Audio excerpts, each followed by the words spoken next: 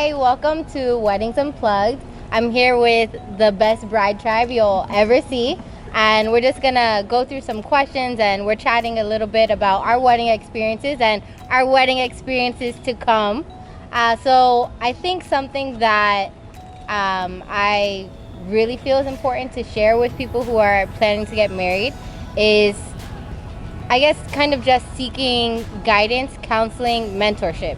Because even if you and your partner are soulmates and you're best friends and you know each other better than you know yourselves, there's so many things that we go through in life, and even as a married couple, you still go through things. And it doesn't stop. So when you become married, you're now two people going through things with two different opinions, two different mindsets, even two different backgrounds, whether it's culturally or just life experiences that you've been through.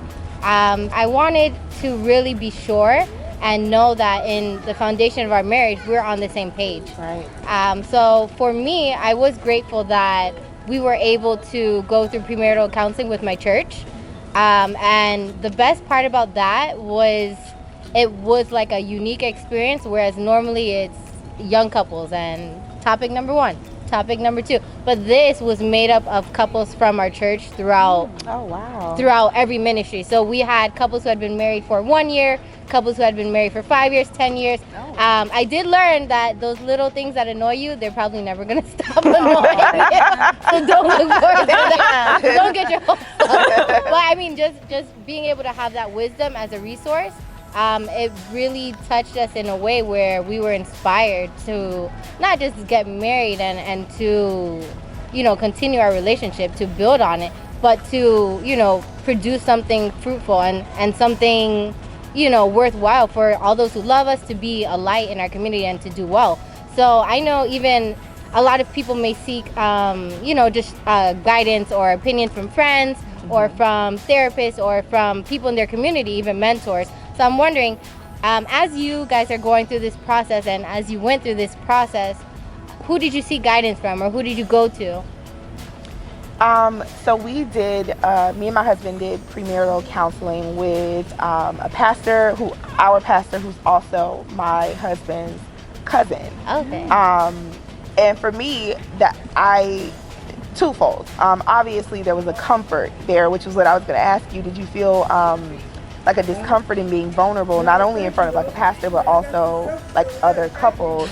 Because as a young person getting married, you have all these people with all this wisdom, and you start to feel like insecure about, the things that you're going through.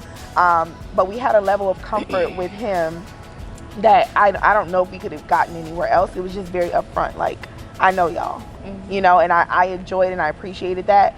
But I also think it's important to seek advice from someone who does not know either of you, who doesn't have a stake in it, because of course, he's encouraging us to do this, and I would want someone, if they saw like, hey, this is gonna be a problem, to say that with the rawness of it. And I don't know if we got that exactly, because there was that love there. Well, I mean, we haven't sought out any additional advice from anybody, but I have wanted to go to like those different workshops that they have for couples to try to strengthen the relationship. We haven't done it yet. So hopefully in the near future, that'll be something that we can do. But yeah, I think it's a good idea to kind of like discuss certain things before you get married, because a lot of people think that once you get married, everything's going to be peachy keen and beautiful and all this other stuff, and it's not. And it's not. So it is really important to talk to other people about stuff that's going on with you, and stuff that's going on in the relationship. And I think like post-counseling, like following through. Right. Do you think like that's something you would want to do? Like continue, if you choose to seek counseling pre-marriage, would you continue to do it after? Like even when there's not a problem? I'm definitely open to it. So the pastor that's going to be officiating at our wedding, he's actually my fiance's dean, because he is a Q. Yes. So he was actually telling us that we should start like actually a year ahead to do premarital counseling. So we're definitely thinking about doing it within the next month or so. But something I definitely talked to my fiance about is being equally yoked.